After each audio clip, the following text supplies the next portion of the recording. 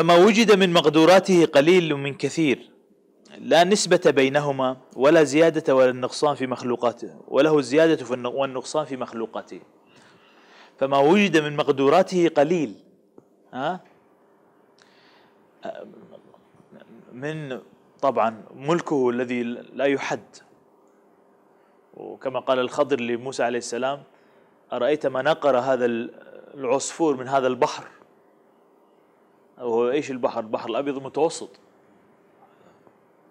أرأيت ما نقر هذا العصفور من هذا البحر؟ قال: نعم.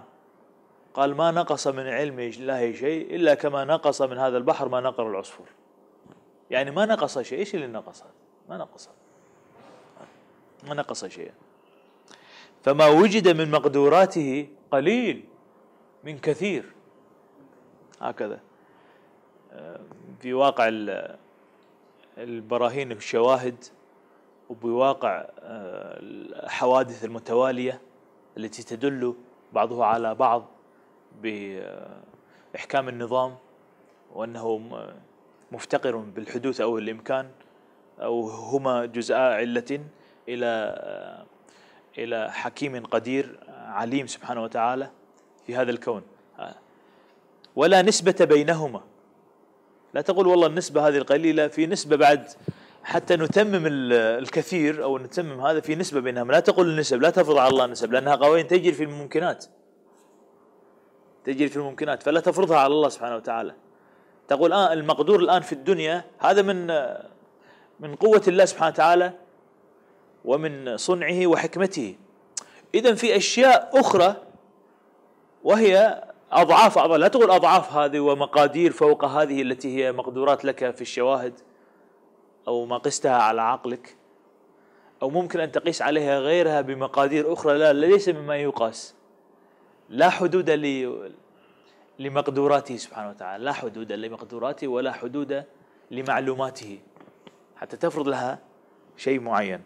إذن ما علم الله سبحانه وتعالى أنه سيكون، فهو داخل في حكمته وداخل في مقدوره. وما علم له لا يكون كذلك داخل في مقدوره وإن كان لا يكون. فلو أراد الله سبحانه وتعالى أنه يكون داخل في مقدوره، هو داخل في مقدوره قبل أن لا يكون، داخل في مقدوره قبل أن لا يكون، فتكون قدرته قد عمت كل شيء. وهذا معنى أن الله خالق كل شيء، وهو على كل شيء قدير،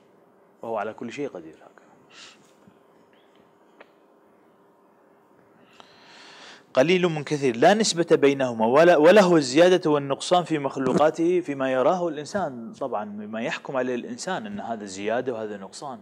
وعمر رضي الله عنه في الغنائم قال: الحمد لله كثر خير الله وطاب. هكذا. وما نقص صدقة من مال.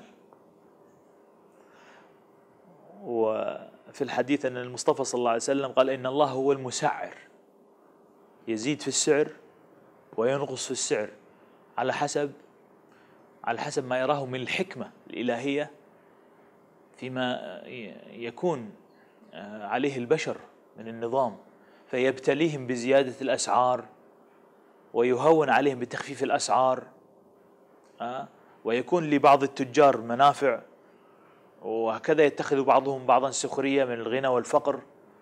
فهذا يبتلى بهذا، وهذا يصبر على هذا، وهذا يطالب بهذا، وهذا يحاسب على هذا.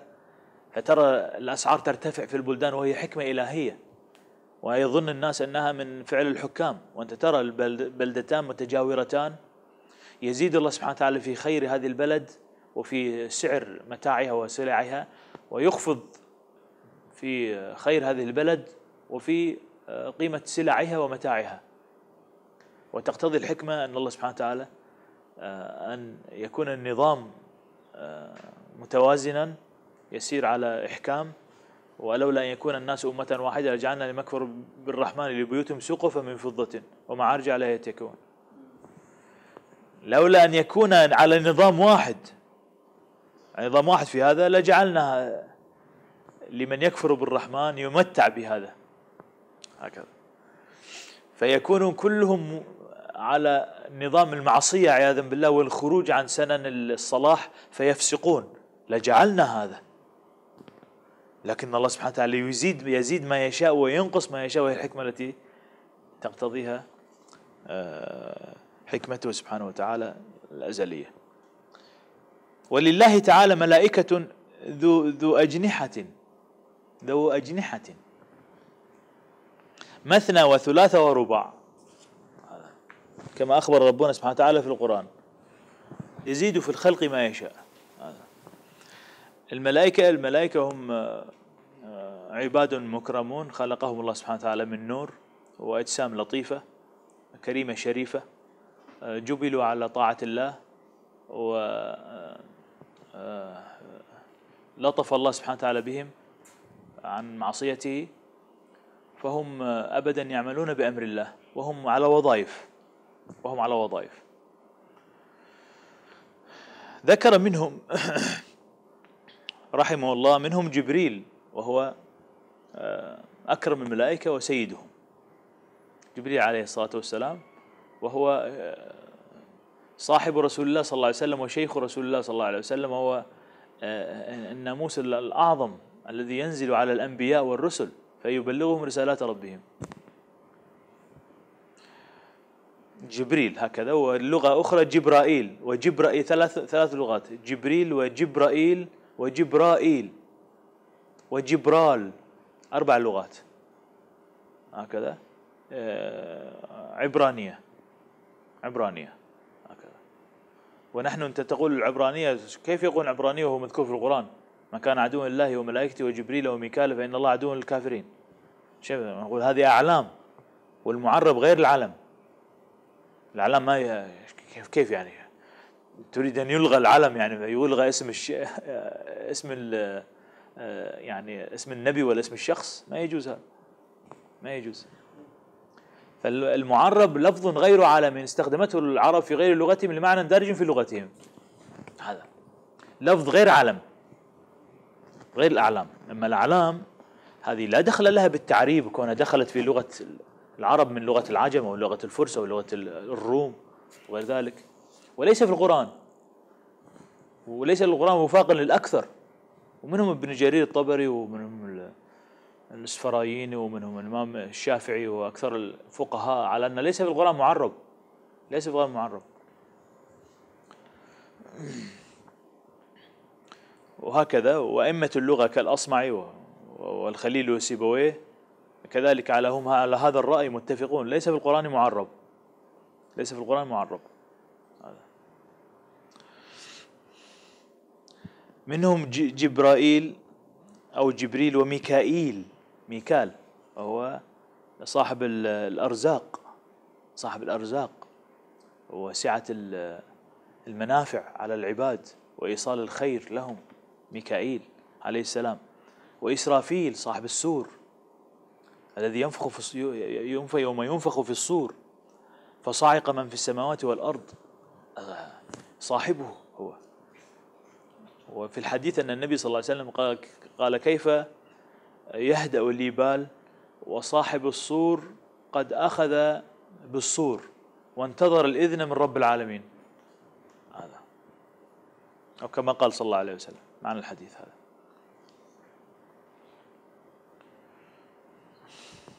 هذا وظيفته حرفته، من شرف الحرفة الصور العباد، هذا هو المدار الذي عليه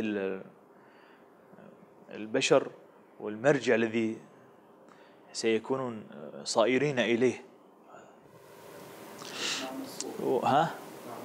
الصور هو يعني هو الذي يعلم الله سبحانه وتعالى به البشر يوم القيامة، في له صوت عظيم يعني يخرج من هذا الصور كالبوق، مثل البوق.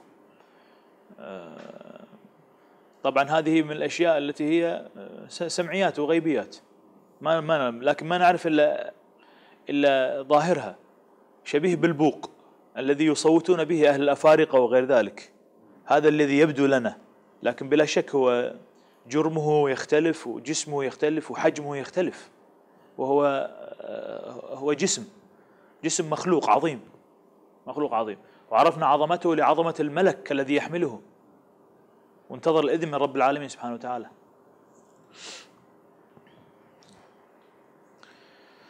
والدليل على أن صوته قوي هذا أن فصعق من في السماوات والأرض، لأن العرب تستخدم الصاعقة، أن يصعق الإنسان من الصوت، من شدة الصوت يصعق، فإذا في صوت قوي جدا هكذا. وعزرائيل أو عزرائيل، عزرائيل وعزرائيل هكذا. وقد وردت، وأنا ما أعرف، كثير من الشيوخ يقولون ما في ورد، فالعجب من هذا ما ورد اسم عزرائيل، فورد في البيهقي والآثار وفي الحاكم وفي آثار أن ملك الموت وهو عزرائيل، ملك الموت وهو عزرائيل جاء في السنن هكذا. إذا في له ورود، في أصل، في له أصل، لا تقول هذا أمر يعني يسميه الناس. في ملك الموت اسمه عزرائيل، وأقول البشرية يعني تعرف هذا، تعرف هذا، ما أظن يعني ينسون عزرائيل البشرية. وكان يظهر في الأمم السابقة، كان يرونه، إذا رأوه خافوا هابوا لهذا.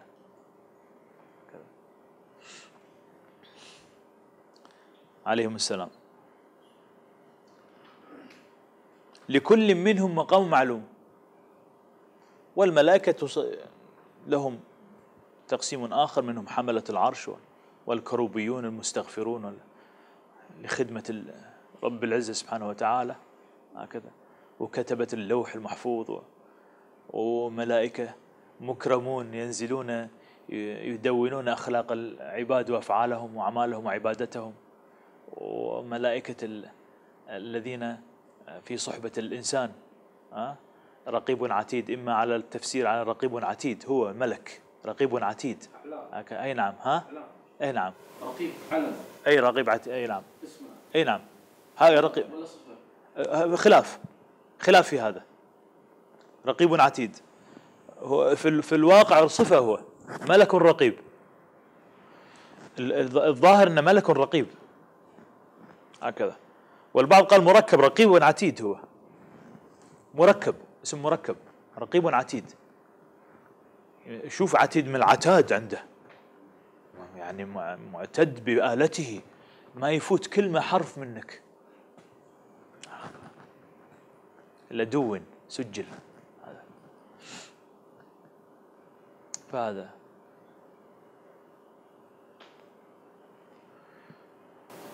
أيوة على الشمال وأيوة على اليمين، رقيب وعتيد. رقيب على الشمال يسجل، إلا ملك يسجل الحسنات وملك يسجل السيئات، وقيل ملك واحد يسجل الحسنات والسيئات، هو مركب رقيب عتيد هكذا. وملك، وفي ثم يعني نصوص على أن آثار في أن ملك يسجل الحسنات ويسجل السيئات، هذا على من قال حجة من قال أن ملك يسجل السيئات. وبلا شك أن لكل إنسان ملك، كل إنسان ملك. في حديث، في أثر في هذا، أن يأمره بالخير، وله شيطان يوسوس له بالشر هكذا. وهذه من رحمة الله سبحانه وتعالى، رحمة الله، من تذكير الآدمي بأصل خلقته وبمعبوده سبحانه وتعالى، وبإيمانه، يعاوده ويذكره بالخير بالحسنة، حتى لو كان من منسلخ الإنسانية والاعتقاد والإيمان، تجد فيهم نبعة إنسانية تحثه على الخير نوعا ما، تحثه على الحسن وعلى الخير. إن لم يفعلها فيفكر فيها، تراوده. لكل منهم مقام معلوم، لا يعصون الله ما أمرهم ويفعلون ما يؤمرون.